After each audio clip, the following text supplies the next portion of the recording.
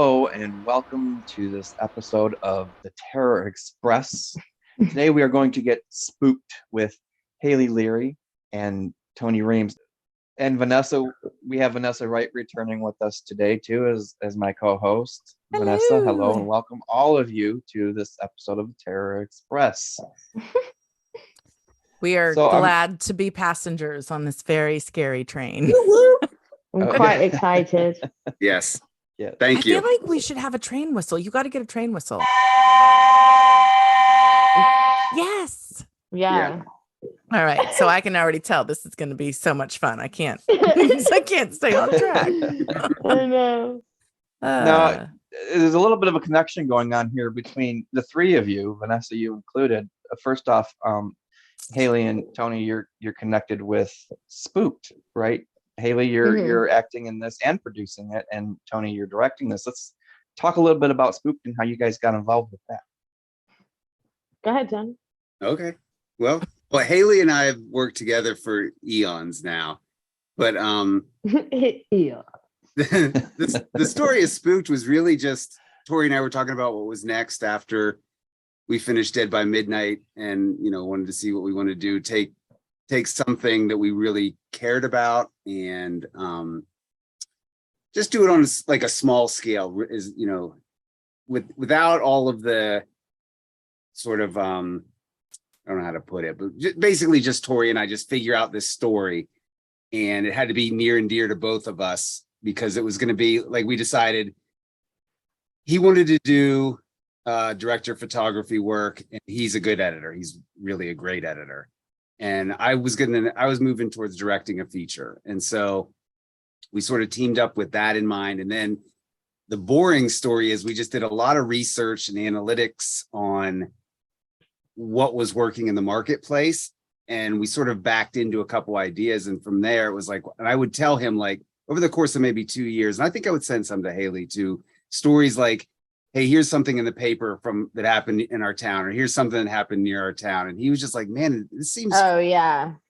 And so after a while, I was like, just read them, but don't take from them, just take ideas from them. And we just sort of built this story around this lore and these legends that sort of happen in Western Pennsylvania, which is just a very rural, very quiet, but also very unique and strange place. And then it's a dying town now. Yeah, sadly it is, because it was a big steel town in the early days. In fact, there was one point during World War II where Greenville has, I think, like the second most railroad crossings in the country. So it was a very bombing target. And it was Wow. where all the troops came through. And there's a place called Camp Reynolds where I think 120 or 150,000 troops were during World War II. It was a huge area for that, and the steel mill was there. And then it's sort of, once that collapsed, now it's really just they've got a hospital, the schools and things like that, but really trying to revitalize the downtown. So anything we could do to bring awareness to Greenville. And then and it was also, we wanted to do something with the two-hander, so we have two female leads. And is excellent. Told me earlier, she's like, this would pass the Bechdel test. And I was like, oh, okay. So the way the interactions worked, and Tori had originally written the part of Rachel for Haley, or with Haley in mind. And when it came, would have been easier. Yeah, I know. Well, that's and that's why I pushed for Haley to play Claire, which is very much against type. So right.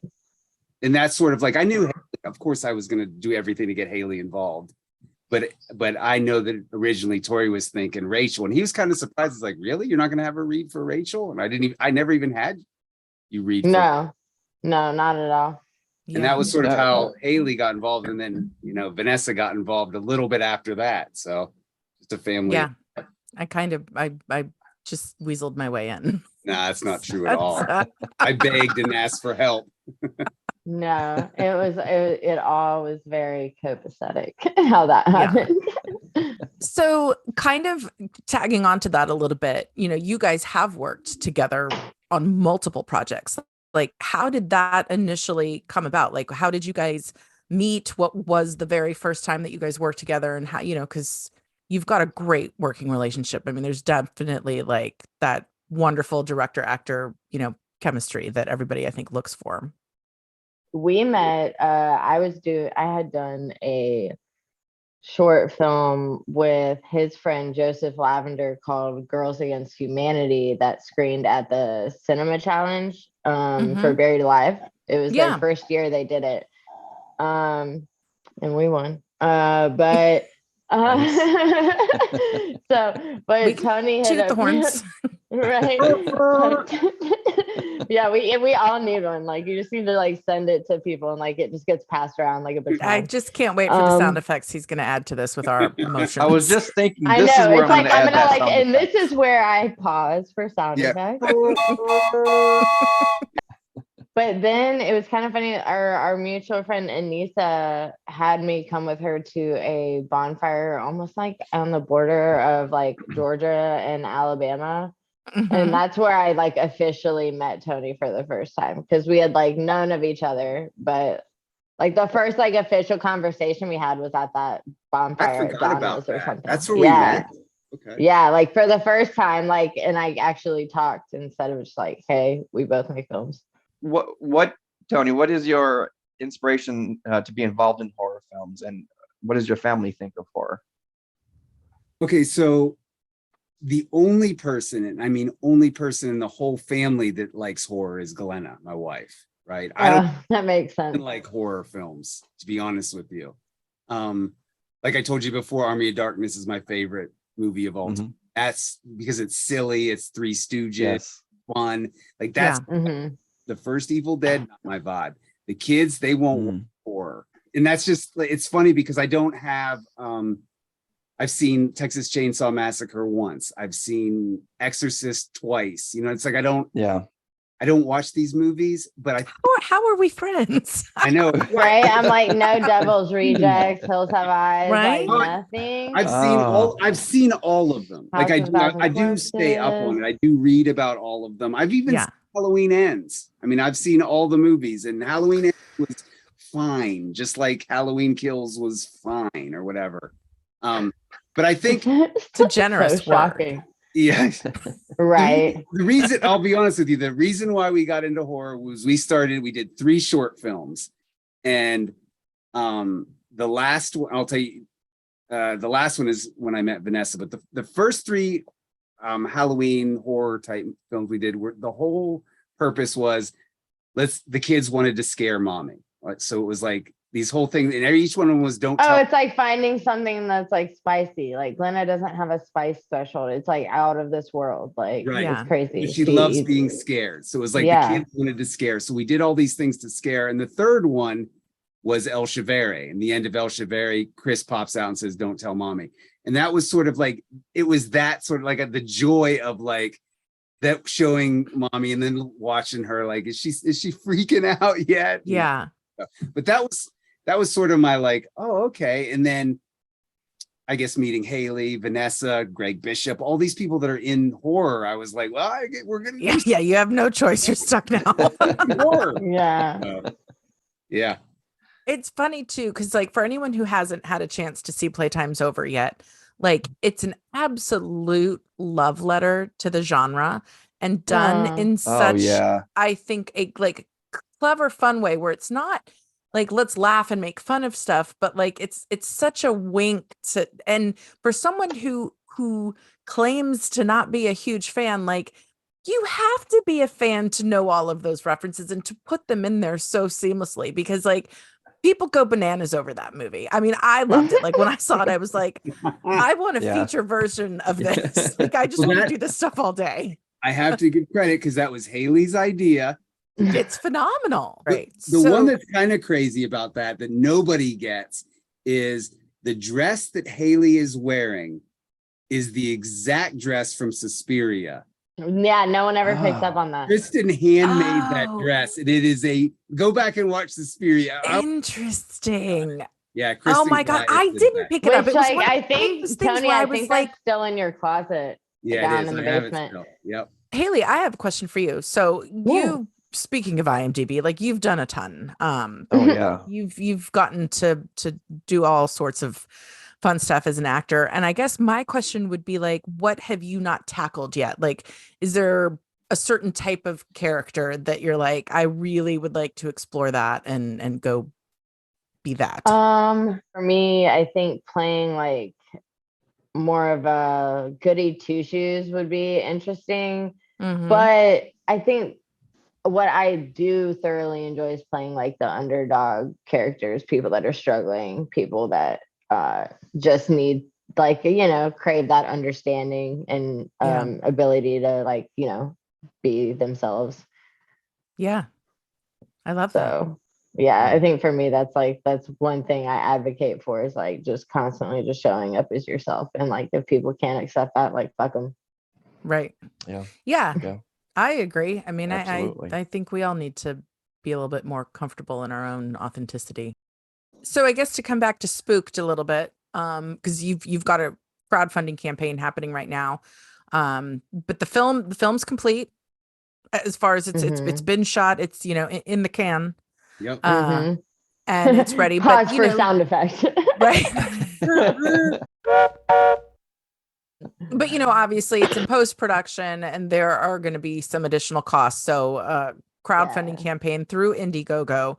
And one of the things that was announced with that was kind of a surprise addition to the cast, which I know a lot of people have asked. I know I saw a post about it, like, let's talk Eric Roberts, because everyone wants to know Let's talk about it. how this happened. Jealous of you guys. What a bananas trip. Next time you must go, because I really could have used a buddy in my room. I was so terrified of being murdered. Oh my I was I'd like, like I to don't know. know. Yeah, I would have been there. I would have so been there. I wish Haley was there with us, but I know. That would have been so fun. yeah, it was Next time. Seriously, for sure, you must. for sure. Yeah, because there was that unknown. Like I'd spoken to Eliza a good bit, and trying to make sure that we had all of our ducks in a row. And Vanessa, of course, did a lion's share of all that. But yeah, on the day I didn't sleep the night before at all. I never do though. I don't sleep the night before any shoot. I'm always up. My mind is always going because I'm always thinking, what am I forgetting? What am I missing? And then it didn't help when Tori was like, we need to have a meeting, you and I. And I was like, okay. Oh God. Right now? that fucking type A bullshit, dude. You're like, goes, all right, cool. I'm gonna freak out for a second. And I kind of was like, okay, what am I? Obviously, I'm forgetting something. He goes, we need to look professional tomorrow. Yeah, so it's like, okay, Tori, we're not gonna bring any PB&Js and bags.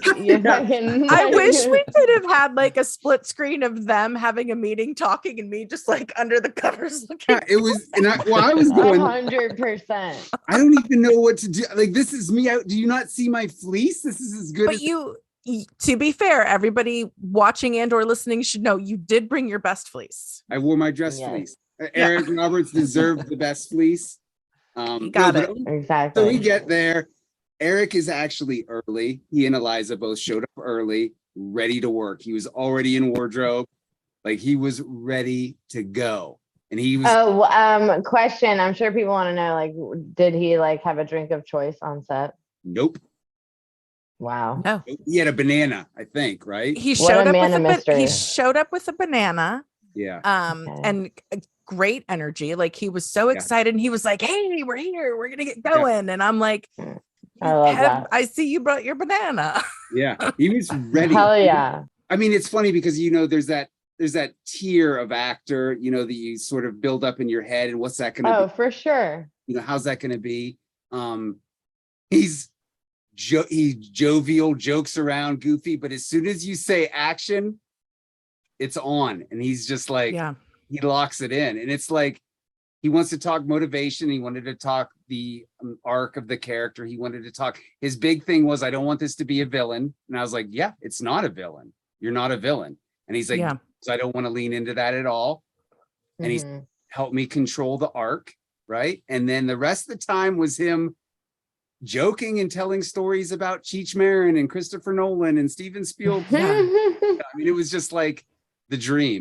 And I think that's the other great thing, and maybe a lesson for other people within the industry, whatever you're doing, is like, don't fall out of love with it. Like, he still has such a passion for it.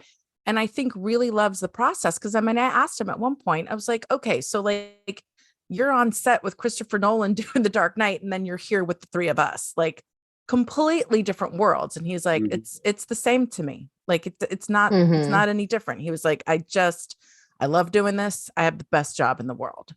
I can hear in your voice, Tony. I can hear the passion and the satisfaction when you speak. And I know a lot of people would just, man, I would love to do something that I love. You know, so many people are doing these things in their lives that they just look up and live vicariously through other people. And like I said, you can really hear the joy in your voice with what you do. It makes me wonder what to you has been the most rewarding aspect of being a filmmaker, director, producer, all these hats that you wear. I think I've always said that, like, Adam Sandler has this, like, he was on a talk show a long time ago and it didn't go well. And afterwards he did this interview where he said, I'm never doing that again.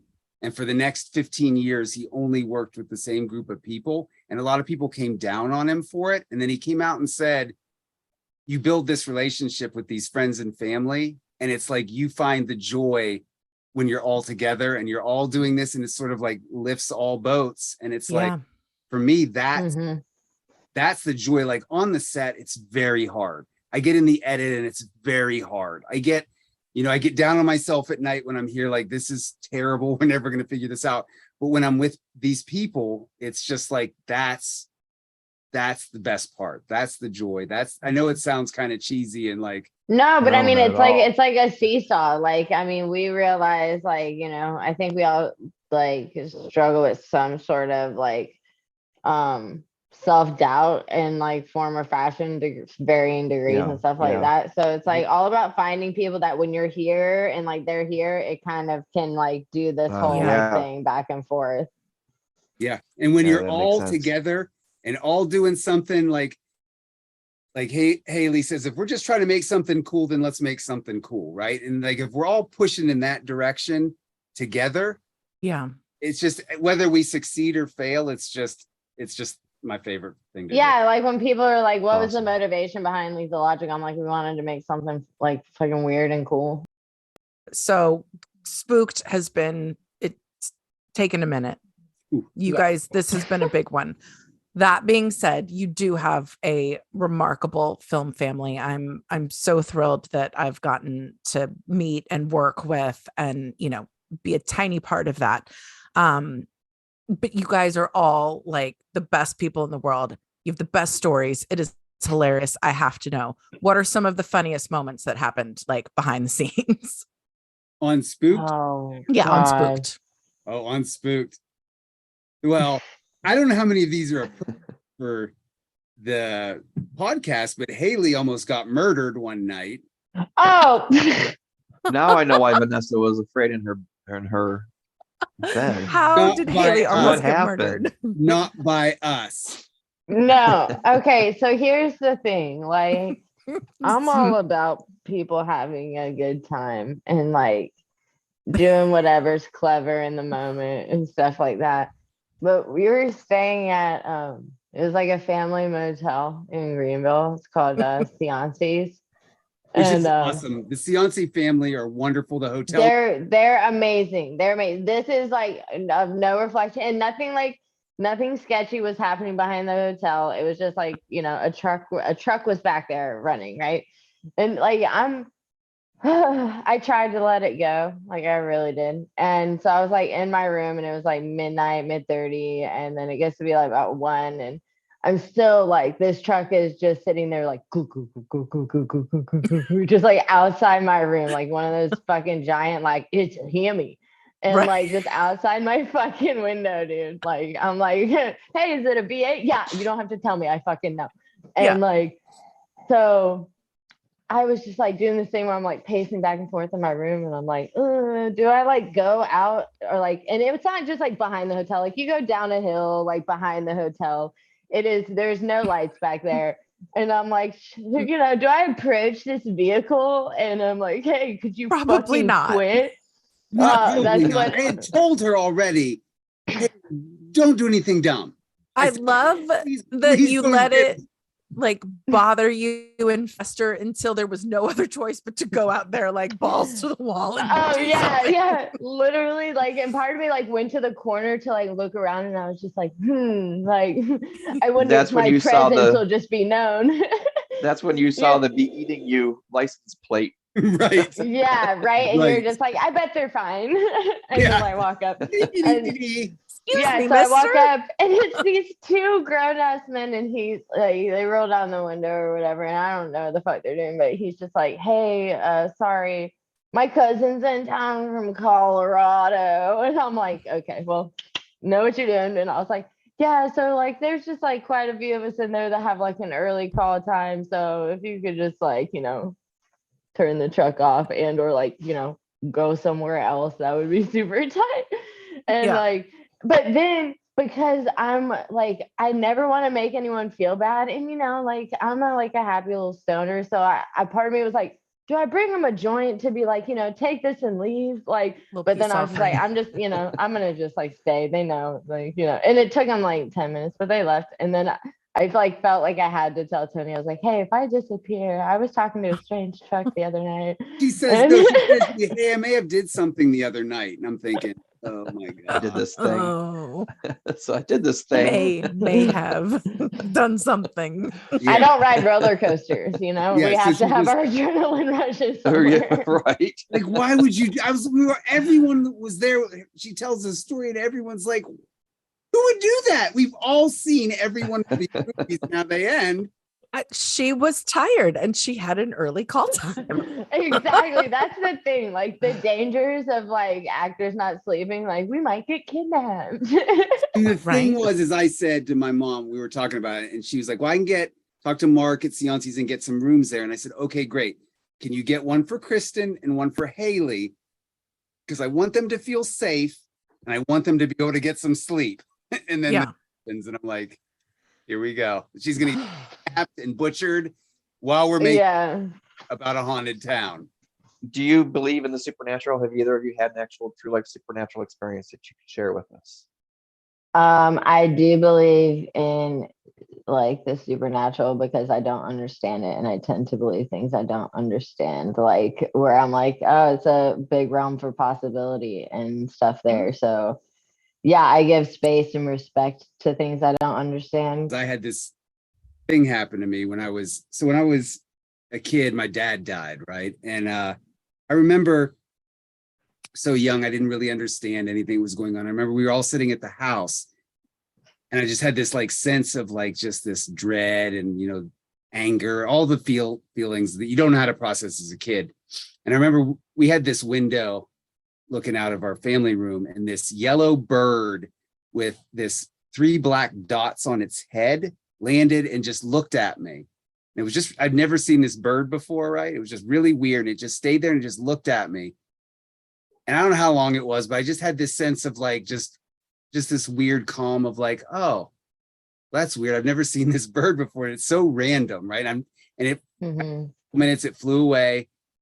I was by myself and I was like, well, that's really strange. And then I kind of thought about that. And I was like, I wonder if that's dad or if there's something here connected to dad. As a kid, you kind of have these thoughts, right?